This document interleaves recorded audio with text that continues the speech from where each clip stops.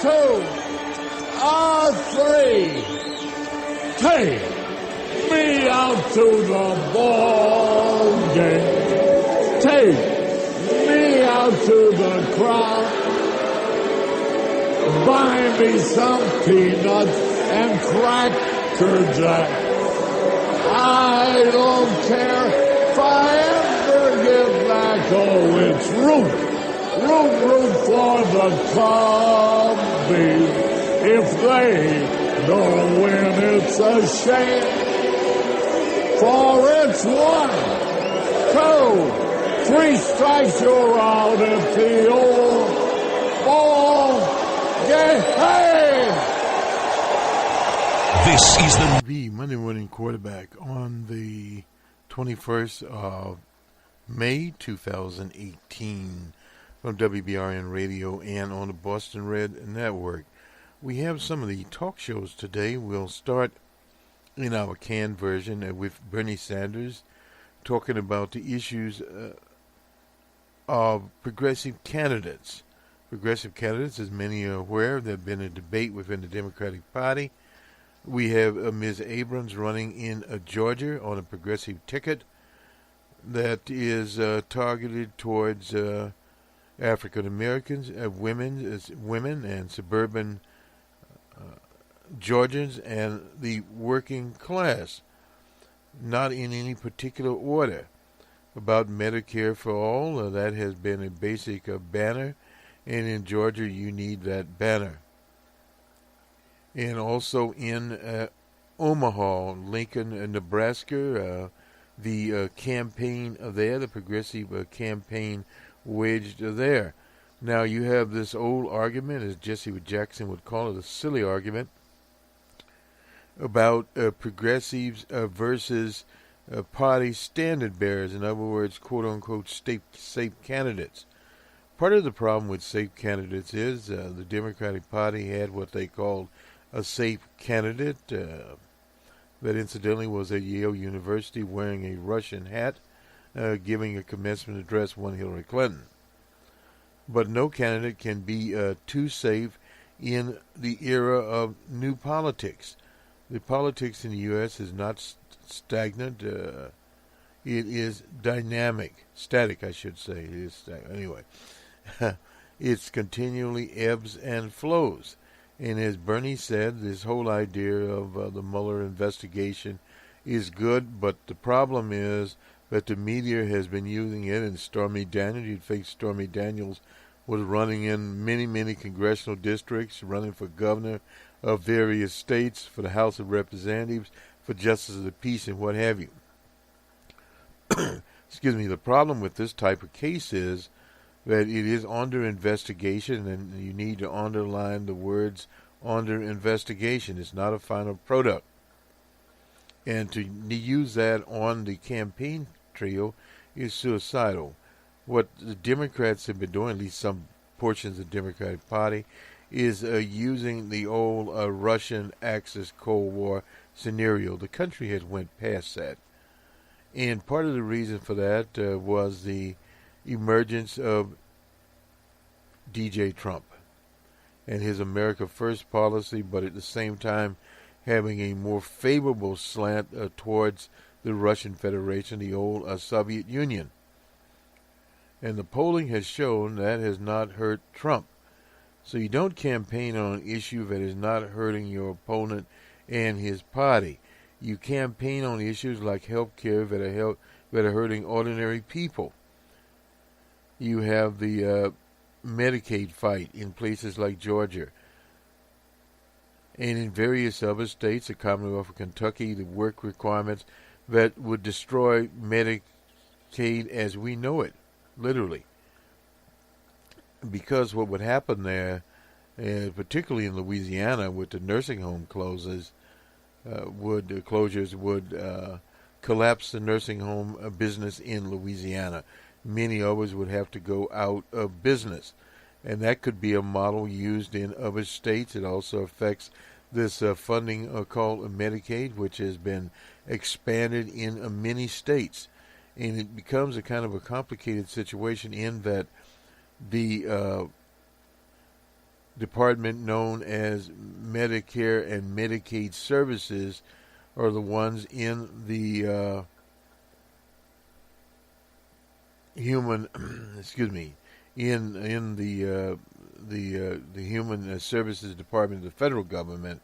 They've changed that name around a little bit, but nonetheless, that is the division of the Trump government that administers that health and human services, and it's a broad swath. But under these waivers, and they have to be approved by this Medicare Medicaid operation. Excuse me. And Kentucky has been granted one. But at the same time, it's a very, very complex law because it's a sharing between the federal governments and state governments, but primarily because of waivers and various other things that happened during the Affordable Care Act and under the Affordable Care Act. The states pay substantially less. And in determining who is eligible for Medicaid, 133% of poverty or less. And so what happens here is ordinary people can appear there under the program and get aid or some aid. And that goes out to hospitals. It covers medications, etc. It's a broad stroke of the brush, so to speak. And it's something that many people don't see until it's cut off. And this nursing home segment is very, very large part of the Medicaid population in many states that goes to the elderly and the disabled in assisted living nursing facilities. And in Georgia, they put out eviction notices. Very, very important situation. So those are some of the kinds of issues. Voter suppression are the kinds of issues that motivate voters to go out to the polls, as it happened down in Omaha, Nebraska. And we've had time after time in Texas with Moser there winning in that primary. And this whole argument against progressives will say, well, they could lose. Well, any candidate could lose. But if you don't run progressive candidates, you have a major problem. I know within the socialist movement / socialist parties / communist parties, the argument was you have to run socialist candidates to get the message out there. But then you had alarmist types of saying, well, this is back at Walter Mondale. We'll run Walter Mondale. He's our hope. And, of course, he was a victim of a landslide. And some of the barriers, particularly I remember Gus Hall, did not run a campaign that year. And that was a very, very large mistake in that would not have hurt the candidate. But things have changed since then. In the last election, 2016, we did not have a third candidate in most states now. We understand Mr. What was his name? Out in Utah was running as an independent there. Ethan, whatever his name was. Anyway, nonetheless, there was not any national third-party candidate running. And it was an election that was looked at as favoring Hillary Clinton. But at the same time, in many states, Wisconsin comes to mind, there was not very much polling, nor very much attention by the Clinton campaign. Thus, that state was lost. And the issues were not out there that working people were interested in, were the issues that Bernie Sanders brought out. And adding to that, the treatment of Bernie Sanders in the primaries. The Democrats didn't seem to understand that you can't ill-treat people and then ask their constituencies to vote for you. It just doesn't happen that way. And then when we looked at the polling, many of the people, working-class people, voted for Bernie Sanders, also voted for Barack Obama, but voted for D.J. Trump in that particular election of despair. So it was a different type of election, And from our segment here, Amy Walter, the Cook Report, is on CBS Face the Nation, and she's talking about this. There had been more caution about the so-called Democratic wave.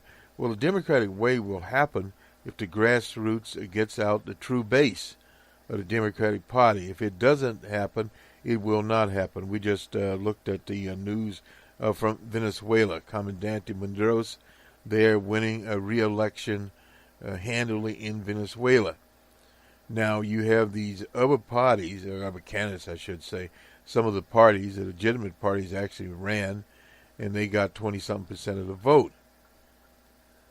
But at the same time, you have a situation saying, well, the turnout was lower. Well, no doubt about that. It was lower than it had been in the past, but it was pegged at 40-something% of the people turned out. When Comandante Hugo Chavez was there, we had 80-90% of the people to turn out. You have to understand that Venezuela, through the sanctions of the people to North America, the Trump administration, etc., have sabotaged their economy. That is economic violence, but yet they did not get their candidate. Comandante Munoz moves on. But this whole idea of 40-something%, whatever it was, as Bernie Sanders said in 2016 in the U.S., number one capitalist nation, got about 37% of the vote. And billions of dollars were spent in that election. So you have to put things in perspective as to where the turnout is. If you want to say, well, the turnout was low in Venezuela, by Venezuelan standards, 40-something% here, 49% would have been a landslide election.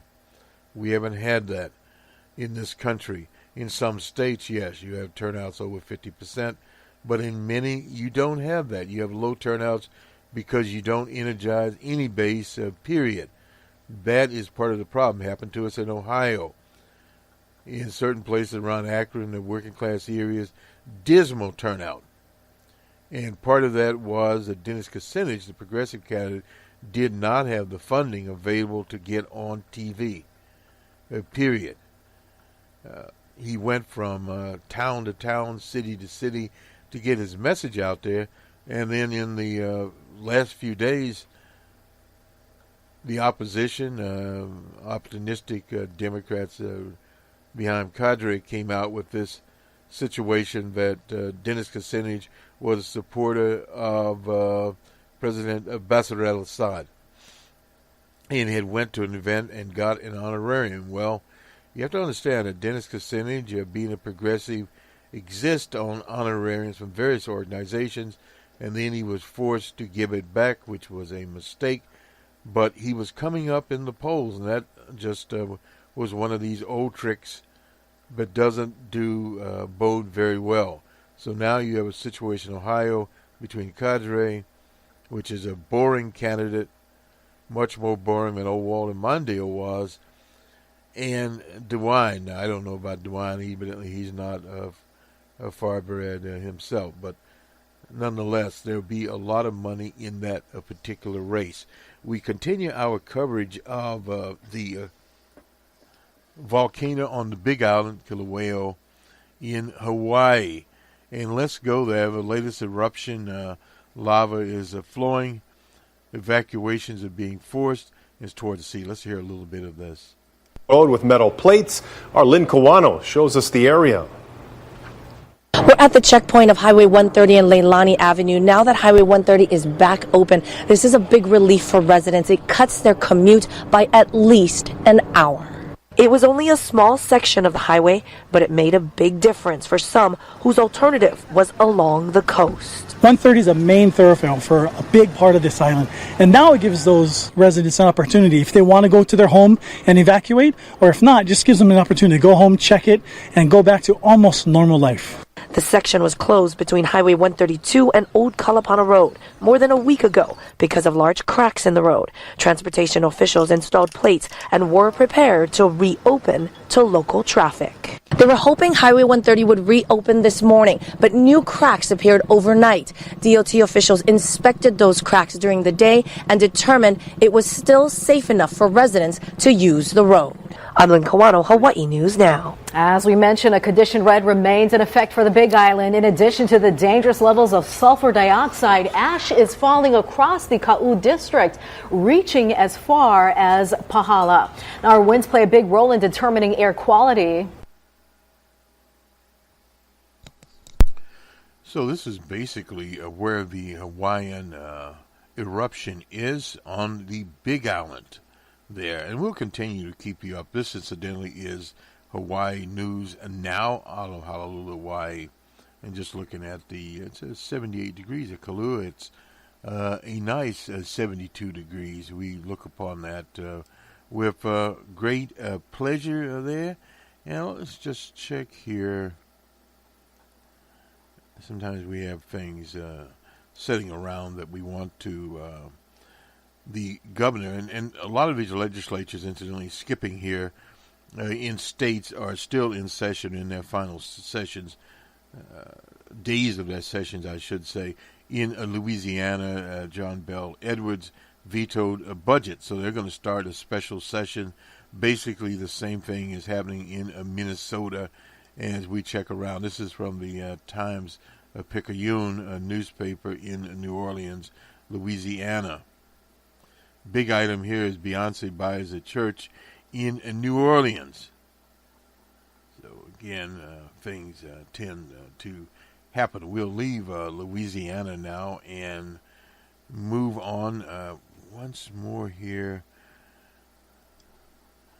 Well, just a little bit about the so-called the journalist par excellence, Glenn Greenwald of The Intercept, and various other media have brought out who the FBI informant was who monitored the Trump campaign, Stefan Halper. He overseed a CIA spying operation in the 1980 election.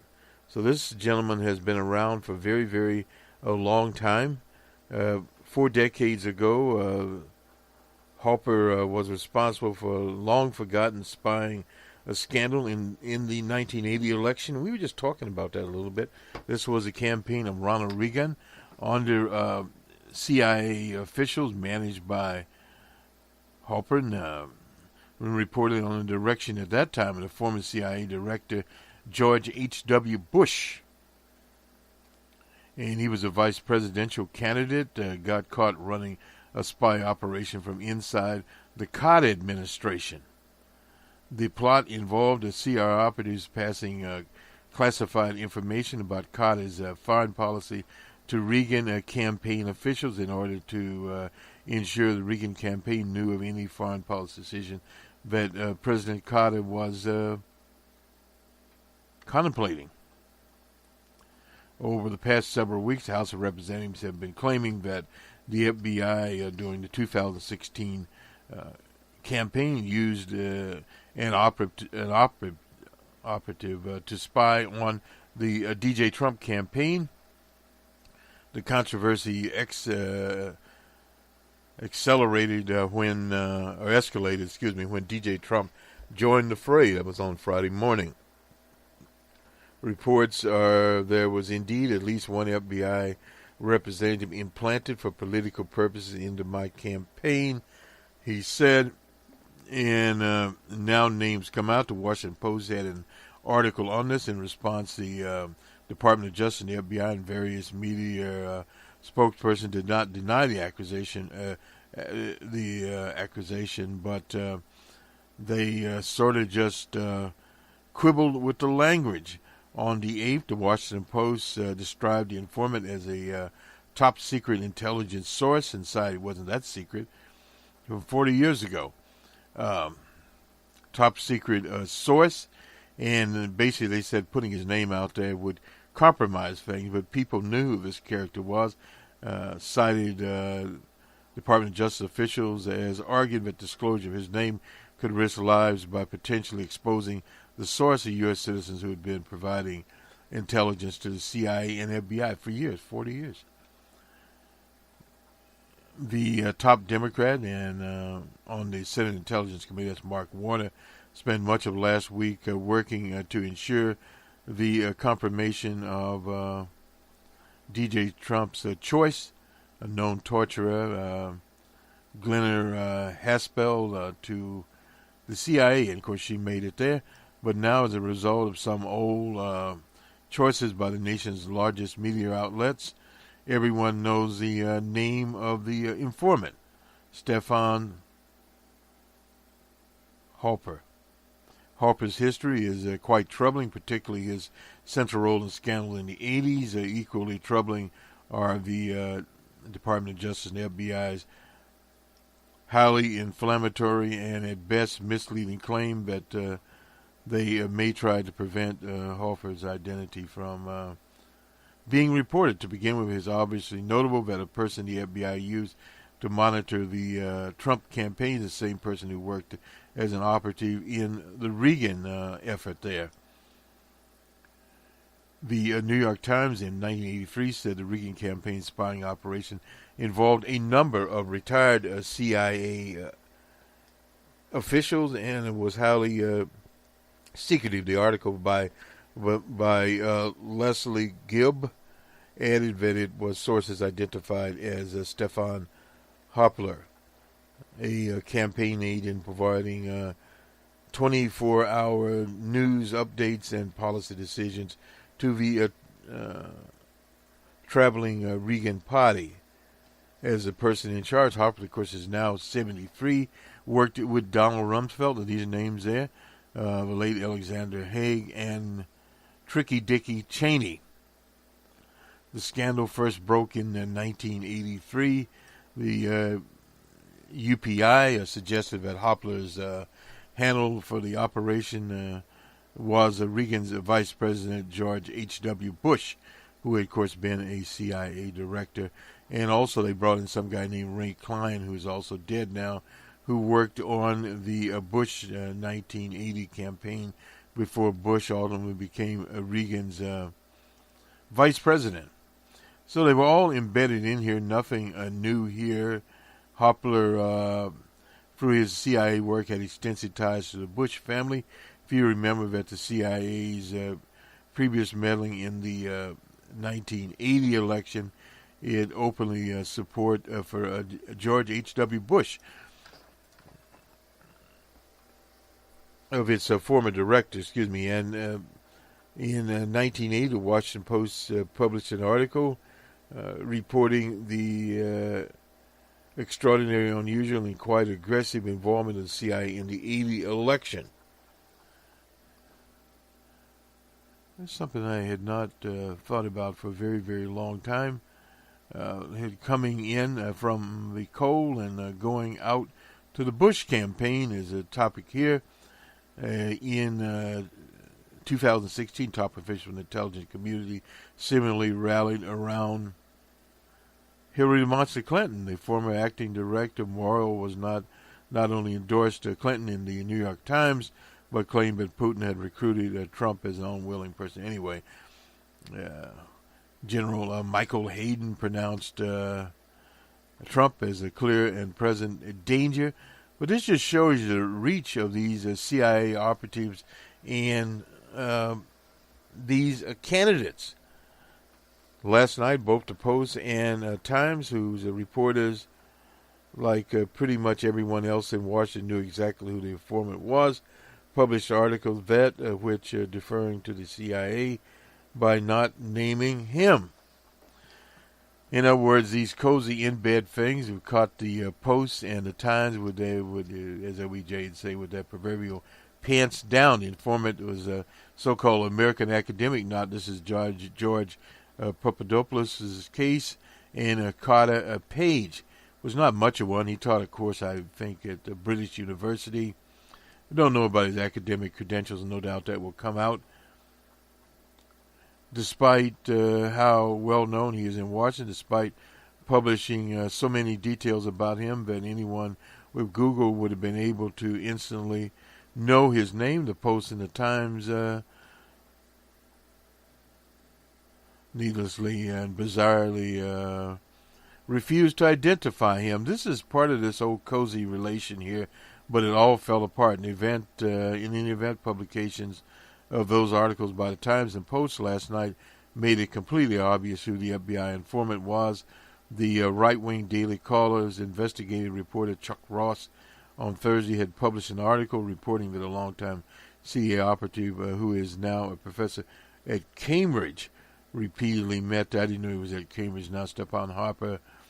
The article openly named the professor Stepan Harper and described him as a University of Cambridge professor with MI6 and CIA contacts. So nothing new there. So back to Cambridge University. A lot of those characters hang around Cambridge. They don't like to go to Oxford very much. Both the Post and Times, the reporters, boasted with seemingly pride about the fact that they did not name the informant. But NBC News, citing Ross's report and other information, decided to name him. There's always in this so-called news competitive thing, somebody names a person and out they come. Harper, a former official in the Nixon, Ford, and Reagan administration, had been a paid consultant to internal Pentagon think tank known as the Office of Net Assessment, consulting on Russia and Chinese issues. The professor who met with both Page and Papadopoulos is Stefan Harper, a former official in the Nixon administration. How far does this go? Be interesting to note. I think we'll append this article because it's a very long article, and you can look at it, but pointing back to a Tricky Dicky and a Watergate, you open up some similarities. And you also look at some MOs of the intelligence community, the CIA and the FBI, but more striking is the CIA. Here's a deeply emotional reaction to last night's story from Brookings Benjamin Whitz, who became a social media star by parlaying his status as Jim Comey's,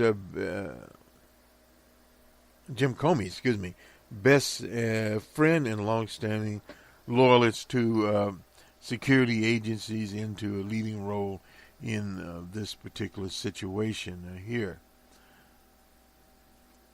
I am too angry to write now, and tweet is probably not the right form, so I'll leave it at this. For now, important people defied their oaths of office for stories to appear.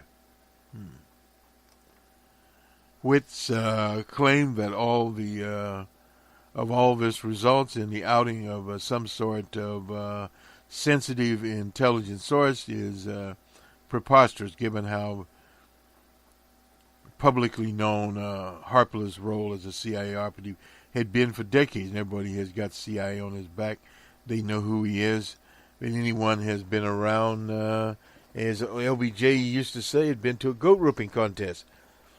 Which is also implied that it was Trump and Devon Nunes who were responsible for Harper's exposure, but also certainly no idea of who the source are for the Times and Post. They note that Whitz is too cowardly to blame institutions that actually make it easy to identify Harper. The Times and Post preferring instead to exploit the opportunity to suspect to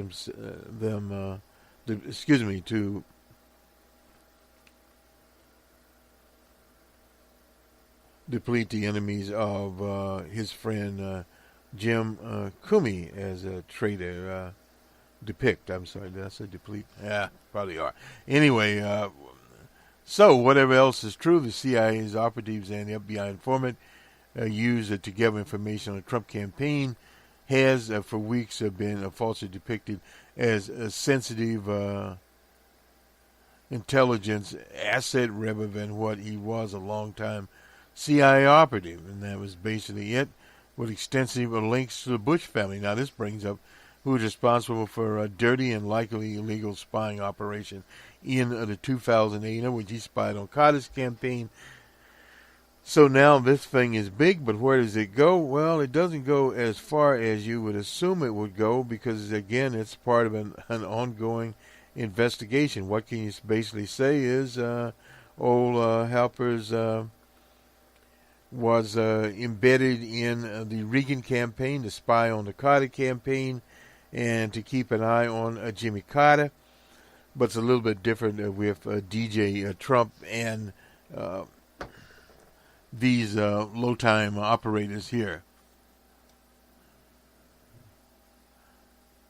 Hey, we won't get this one. We'll have to move on. On Numbers Man, we'll talk about Democrats that are backing what they, from Bloomberg, radical economic plans in years, anyway. And that's the idea of a guaranteed job. It's kind of like a WPA job for each person at $15 an hour. Let's do the sports now. The results last night, the Rockets were at the Warriors in Oakland. The Warriors won 26 to 85. Golden State now leads 2-1 over the Rockets of Houston. And we'll get rid of the NBA, the NHL at the same time. The Golden Knights of Las Vegas, 2-1 over the Winnipeg Jets.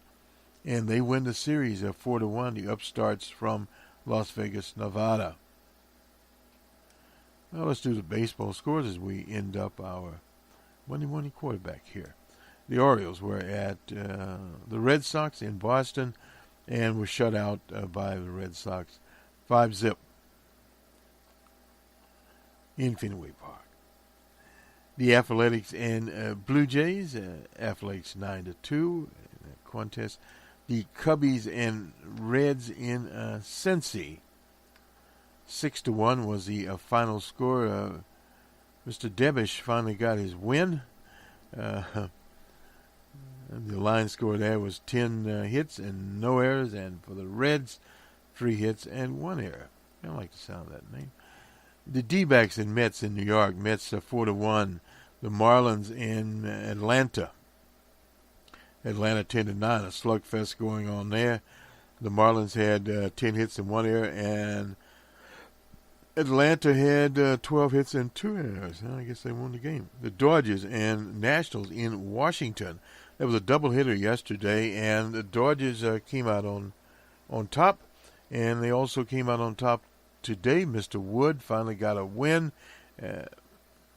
7-2 was the score. Dodgers over the Nationals. Strasburg got the loss. Mr. Fields got the save. The Padres and Pirates, the P's and P's in Pittsburgh. Padres 8-5 over the Pirates. I guess the Padres hijacked the Pirates ship. The Rangers and White Sox on the south side of Chicago, and the Sox finally won the game. Shut out the Rangers as they entered the league play 3-0. And in the Twin Cities, the Brewers and Twins 3-1 in that contest. The Yankees and Royals in Kansas City was all Royals 10-1. The Phillies and Cardinals in St. Louis. The Cardinals are back to playing baseball again. 5-1 over the score there. And the Rockies and Giants in San Francisco. Giants 9-5. The line score there. The Rockies had 13 hits, always high-scoring games, and the Giants had 13 hits and 1 error, and still ended up winning the game. The Rays and Angels down in Los Angeles. Rays, long ways from home. Anyway, the Angels 5-2 over the Rays, and in 11 the Tigers were in Seattle, and the Mariners pulled it out 3-2. The line score there. Tigers, and this was in 11. The Tigers 10 hits and 1 error, and the Mariners 6 hits and 1 error there. And finally, Cleveland was in Houston. Astros 3-1 in that contest. This does it for sports, and this will do it for the Monday morning quarterback. Now, next Monday we'll have 2 shows. We'll have a special show for Decoration Day and Memorial Day, and then, of course, we'll have our regular Monday morning quarterback due to our setup now with WBRN and the Boston Red Network. We can have 2 shows and not one show because we're on several networks. So now on to our canned segment. We'll look at Meet the Press, Mr. Bernie Sanders, a senator from Vermont, and then a round table from Face the Nation. They're talking about the with Amy Walter and company. They're also a little bit on the Iranian thing. That's kind of moved away from the news now. And coming up this week, we'll also have the unveiling, the downgrading of the site in the Democratic Republic of Korea, known as North Korea. To the west, they will deep into a mountain, and they will decommission a site that basically has run its course. The geologists have warned that due to the testing that they've done there, now is the time to decommission that site before it causes all sorts of problems. Anyway, we'll have that report next week, and we'll have to get some polling later here. We've had some preliminary polling out of various places, but nothing new. It's early, even with generic ballots to report. Welcome back. Tuesday was another primary night. 4 states last Tuesday, and it turned out to be a big night for women candidates and progressives, like Kara Eastman, who defeated an establishment former member of Congress, a Democrat in Nebraska. Also, this coming Tuesday, another progressive, Stacey Abrams, appears poised to win the Democratic nomination for governor of Georgia. She hopes to win the general election without relying on the state's more conservative white voters. Democrats worry, though, that while progressive candidates fire up the base, that they may be too liberal to get elected. Joining me now is someone who knows something about firing up Democratic primary voters. It's the independent Senator Bernie Sanders of Vermont. Senator Sanders, welcome back to Meet the Press, sir. Good to be with you, sir. So let me ask you to respond to the concern now that you've heard from national Democrats. And I know technically your organization didn't back Ms. Eastman in Nebraska, but many other progressives did. And they're not writing the race off, but they are now backing off on their hopes of it. They think, oh, she's not electable enough. What do you say to national Democrats who say, you know what, be careful of this, of nominating folks that are too progressive? I think that they are wrong, and I think they are misreading where the American people are at. You know, Chuck, many of the issues that I campaigned on 2 years ago, issues like Medicare for all, raising the minimum wage to $15 an hour, taking on the pharmaceutical industry, making public colleges and universities tuition-free, legalizing marijuana. A few years ago, those were seen as radical, fringy ideas. Well, you know what? In every instance, those ideas are now supported by the American people, by a majority of the American people, overwhelming percentage of Democrats. So I think what candidates all over the country are now beginning to understand is that it is more important to reach out to the people in your community, working people, the middle class, lower income people, than rather than just worry about what wealthy campaign contributors want you to say. So I think candidates who run on a progressive agenda, which demands that we take on the billionaire class, that we end the movement to an oligarchy in this country, that we fight for the rights of working people. I think that's not only good public policy, I think that's good politics, and I think many of those candidates will win, because you're going to see voter turnout go up at a level of excitement that conservative Democrats don't raise. Do you buy the idea that there is such thing as electability, that should be part of a primary argument? Well, sure, we all want to win. The question is, what constitutes electability? 4 years ago, as you will recall, Republicans won a landslide victory all across this country. And the reason was, primarily, that we had the lowest voter turnout since World War II. Some 37% of the American people voted. because establishment Democrats don't generate excitement.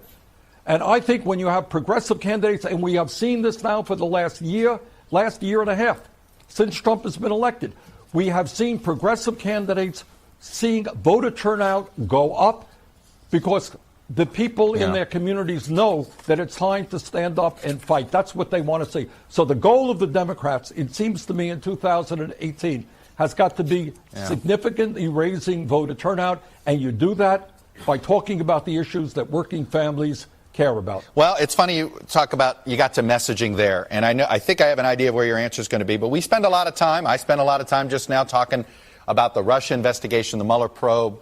There's a lot of serious allegations that are being investigated.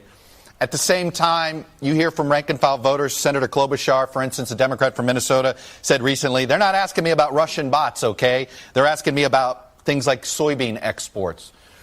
How much should Democrats talk about Russia and the Mueller investigation on the campaign trail, in your opinion? Well, I don't think, Chuck, that it's either or. I think you've got to do a lot of things if you are a serious candidate.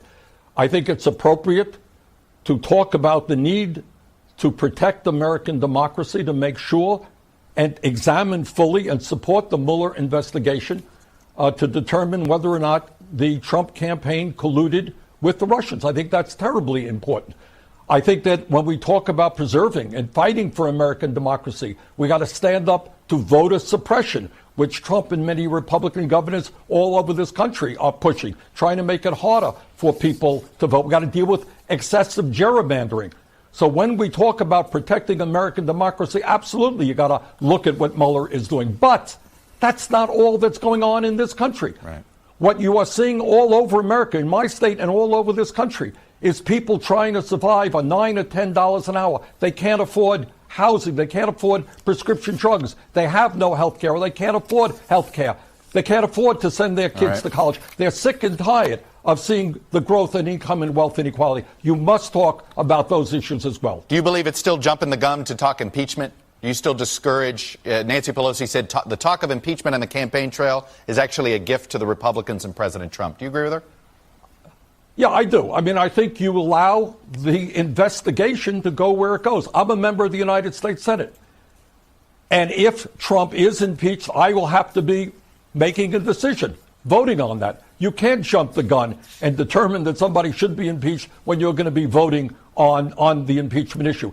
So I think you allow the Mueller investigation to do its course. You fight against anybody who wants to impede that investigation. But I think it is too early to talk about impeachment. All right, I want to move to the tragedy from Friday, because there was a young high school student who said something that really, I think, touched a lot of people. Here's one of the survivors, Paige Curry. Take a listen, Senator. It's been happening everywhere. I've always kind of felt like eventually it was going to happen here too. So, I don't know. I wasn't surprised. I was just scared. What does it say that we have high school students that, oh yeah, I expected this? How'd we get here?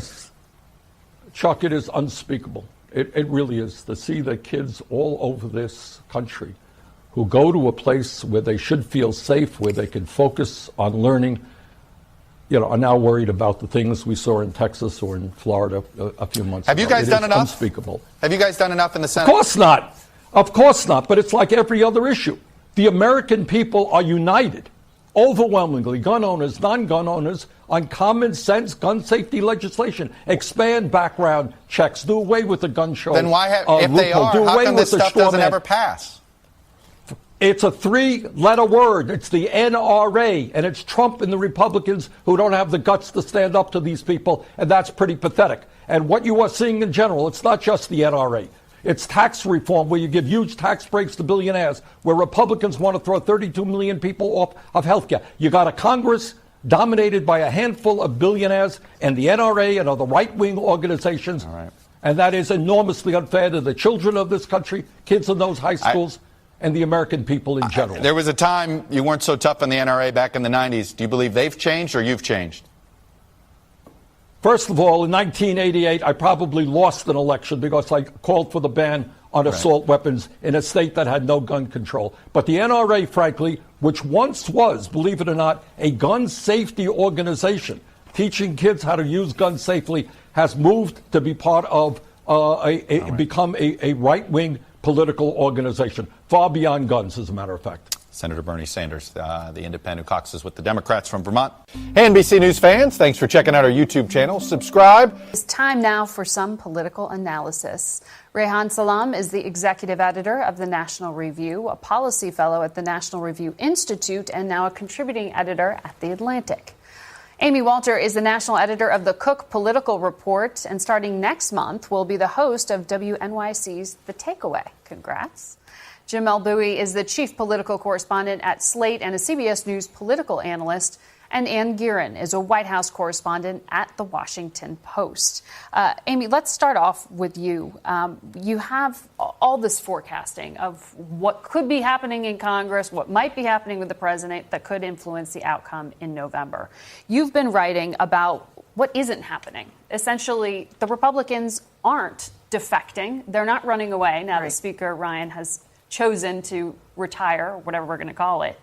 So is the forecasting really kind of wrong at this point, that there'll be a Democratic wave?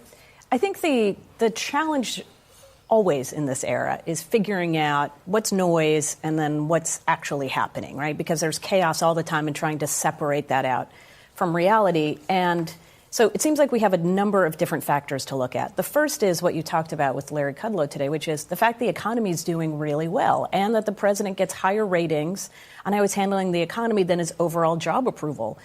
So which is more important, the way that people think he's doing on the economy or what they think about him as president, and how that translates to how they vote? Are they going to pick the economy, or are they going to say, yeah, the economy may be doing well, but I really don't like him personally, and I'm going to cast my vote that way? And then you have to look at what we've seen in the polling, but also what we're seeing on the ground. We know that in all of these special elections, Democrats have outperformed where they normally should be. Their average vote, they've outperformed by almost 10 points.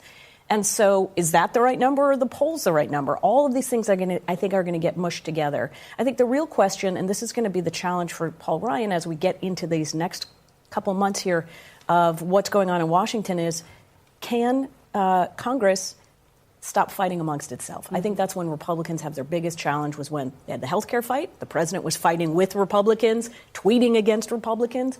Now we have immigration. We may have trade. Those things, if they split the party, I think only benefit Democrats. And one last thing, I think the attention that is being focused, especially in the media, on the Stormy Daniels or on Russia, is actually helping Republicans, because what's not getting through is what the Democrats want to talk about, which is the health care challenges in the wake of a health care bill that never really passed or doesn't fix the health care system, and rising costs for some other goods. They want to be able to make that case. They can't get that through. You mentioned immigration. We know the president will be holding an immigration roundtable later this week. I want to play a soundbite, something he said this week that caused some problems. We have people coming into the country, or trying to come in. We're stopping a lot of them. But we're taking people out of the country. You wouldn't believe how bad these people are. These aren't people. These are animals. And we're taking them out of the country at a level and at a rate that's never happened before. The president says he was talking specifically about gang members from MS-13, that he was not speaking writ large about immigrants. That's certainly not how the Mexican government took it, and Jamel, that's not what a lot of people heard here. And the White House said that was unfair criticism of it. Yeah, the idea that that's unfair criticism, I think, ignores the fact that for the past, 3 years now, the president has made this consistent linkage between Hispanic immigrants and crime, and Hispanic immigrants and disorder. And so in his campaign announcement speech, they're bringing crime, they're rapists, some of them I assume are good people. In speeches and addresses and off-the-cuff remarks, again and again, the president has made that linkage. And so even in this particular case where he's responding to a hypothetical question about an MS-13 gang member, he doesn't, note his language. He doesn't talk specifically about MS-13 gang members. He talks specifically about these people, which is vague and a bit slippery, and it's unclear exactly what he means. But that is in keeping with his past language. I think that when evaluating these kind of comments and evaluating this kind of imprecision, I'm not sure we should give the benefit of the doubt towards the president only referring specifically to this one group of people. And having said that, even if that was the case, I do think there's a serious problem with the president dehumanizing any group of people in the United States, even if they are hardened criminals. I think it opens the door to really problematic actions from federal law enforcement who take that as a cue for how they should approach gang members, how they should approach people that are within their enforcement purview. So, setting aside the political controversy over what the president means, I think there's a real sort of pragmatic and ethical problem with the president speaking about people as, quote, animals. And it caused a diplomatic incident, Anne. Yeah, I mean, the president keeps doing this through imprecision.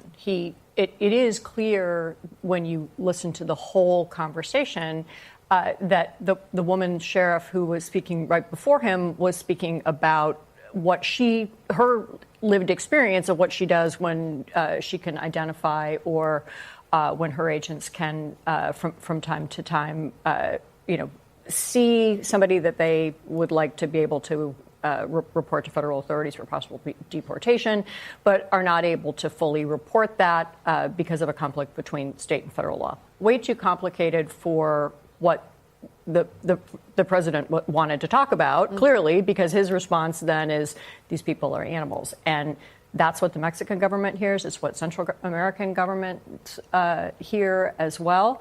And I don't think that this is something that the president cares to fix. I mean, we don't know for sure, but he doesn't. He keeps doing it. He keeps using charged language, which appeals on a political level, not only to his own core supporters, but potentially to Republicans who are in the middle of their own immigration issues. We saw a different kind of split on immigration over the Farm Bill on Friday. We could talk about that too. But this is immigration and what Congress does or doesn't do about it is one of the things that's hanging fire before the 2018 midterms. And the president has views on that. Rehan, is this a useful mechanism to continue to return to, the mantra about immigration and immigrants? I do think that it's a centrally important issue. I think that it was an incredibly important part of the president's appeal. But just to give you a bigger picture sense, the politics of immigration have changed pretty markedly over the last 10 years or so. Earlier on, there was this belief that there was a bipartisan deal to be had. Democrats wanted a path to legal status, and Republicans wanted essentially a large amount of guest worker, low-wage migration. That was believed to be this workable consensus. The trouble is that actually the Republicans who believed that were a very narrow slice of the party that was not, in fact, representative of the party's rank and file.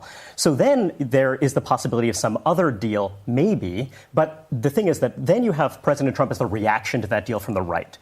Seeing an opportunity that there was a rupture between the elite of the Republican Party and the base of the Republican Party. So he comes in and offers a more hardline stance.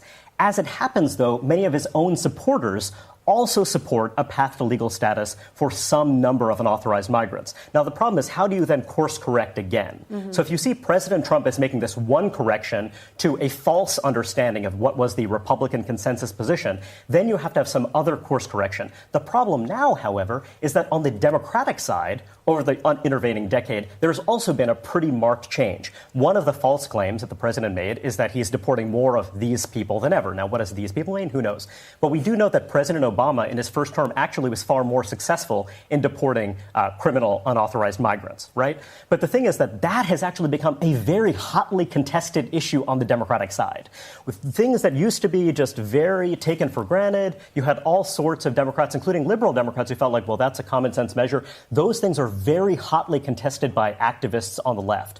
So the politics of immigration are very much in flux. There is a new center to be found. I believe the president can find it, but to do that, he cannot use rhetoric of this kind. He has to make it clear that I'm making a distinction between dangerous migrants and also those that pretty much everyone across the political spectrum has decided. A very broad swath of people have said we need to separate this population from this other population, for better or for worse. But he hasn't adjusted to that, partly because he had a big political success with one thing, and then that's what you do. You kind of stick with the move that appears to have worked for you, even when the politics on the ground have changed. But he had that chance to do that, right? Mm-hmm. When we had the debate about DACA, the I guess this was a few months ago, where Democrats were willing to kind of come on the wall. I think had the president said, great, I'm going to call that victory, get money for a wall, get money for more border security, do a deal with DACA, that brings it together. I actually don't think that's true in an important way for this reason. So basically, the fundamental problem is that there's been this illusion that if you deal with the Dreamers, if you deal with the DACA-eligible population, that will be enough. And what Republicans found is that, no, we will not get what we see as substantive concessions on, for example, workplace enforcement and what have you, because basically on the Democratic side, there's this belief that actually the Dreamers are the entering wedge. We care about the parents of the Dreamers, too. We care about this much larger population. So the idea of DACA, the idea of the Dreamers, was an incredibly effective rhetorical move, but the truth is that people are interested in protecting a much wider swath of unauthorized migrants. And Republicans who took that premise at its word, then have found themselves frustrated. So I think that everyone needs to realize that the debate has moved on. We have to move on from this debate and take a quick We're break. Back now with we'll be right back with more of our panel. And Garen, I want to pick up with you. We know Secretary of State Mike Pompeo is supposed to be unveiling Plan B for Iran. They don't like the Iran deal as negotiated, tore it up, theoretically, the president did. What are we going to see?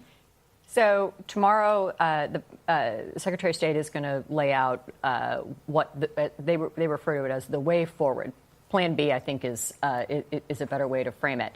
In the absence of the Iran deal, there's no clear roadmap for primarily European allies, a few others as well, to understand what it's going to mean for them to do business with Iran or not.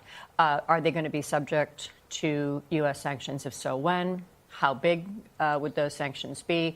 And then what are the other potential diplomatic complications if the European signatories to the Iran deal are successful in keeping it as a smaller and, frankly, less important global construct without the United States. They are in the middle of that negotiation with Iran right now. It appears that at least at this point there's enough of the deal left that it will be in Iran's interest to continue it in name only, which then we come back to how does the United States deal with that? What we expect Secretary Pompeo to talk about tomorrow is his view that there is less to divide the United States and its European allies, including about Iran, than meets the eye, that the bounds of agreement on what Iran is doing wrong are very commonly understood, and that there are ways to address that through further sanctions, probably on the ballistic missile development in Iran, which is worrisome, certainly to the Europeans as well. But we do not expect him to give great precision or great comfort to European governments and European businesses that are facing a choice here, and that's by design. The United States would like those countries and companies to be feeling a little uncertainty right now. They certainly are. Amy, let me ask you, you heard the White House make some announcements about family planning changes, Title X funding. What does this mean for November? Why did they choose this fight now? Well, this has been a battle that's been raging for quite some time, especially on the Republican side, this idea of defunding Planned Parenthood. This does not defund Planned Parenthood, but what it says is that a clinic that provides abortions or refers patients to places that do lose federal funding. Essentially, if you're going to do abortions, you can't get federal funding. You've got to put a wall there, separate that. This is an issue that Republicans are hoping is also going to motivate their base, right? The conservatives who've been asking for something like this for quite some time. Of course, it could also motivate the other side. And this is going to be fascinating, too, in the fight for control of Congress. A lot of the path for Democrats goes through a lot of suburban districts where issues, I think, like guns, as we saw at the top of the show, and Planned Parenthood are going to play a starring role. And that may be more definitive in favor of Democrats than it is in favor of Republicans in some of these rural or small town parts of the country. To that, sort of an important part of Democratic organizing against the president does involve suburban white women, frankly. It is groups like Indivisible, groups across the country. The core activists are people who may not have been engaged in politics prior to 2016, but had a strong reaction against candidate Trump and now President Trump, and much of that reaction is tied to sort of his behavior towards women, his rhetoric towards women. And so something like this, I think Amy's right, could very well energize this kind of core group of Democratic activists. And we know the president's going to be attending a Campaign for Life gala, so it's something they want to put an exclamation point on here. Rehan, does it do the opposite of the intention and motivate the Democratic base? Well, that may well be true, partly because there has been a lot of misrepresentation of the nature of the rule. So there have been many iterations of this proposal over the years, and I think Amy described it very well and very carefully. So it's being described, for example, as a gag rule, the idea that you cannot even counsel abortion. And that's not, in fact, the case. What you cannot do is actually refer someone to an abortion practitioner. And it's also partly about basically co-locating these facilities so that literally you're providing these Title X services in the same place where abortions are provided. The idea is that we need to separate those two functions. Now, the trouble is that, basically you have institutions that are very well capitalized, institutions that have been around for a very long time. So if this rule was in fact implemented, that would mean kind of a real substantive change. And that's also why the Bush administration in the second term actually wound up shying away from this, because they decided that, it was a critical moment in the Iraq War and they had to kind of pull back. Right. It remains to be seen if that will happen in this case, too. Or how and when this will be implemented. Thank you, all of you.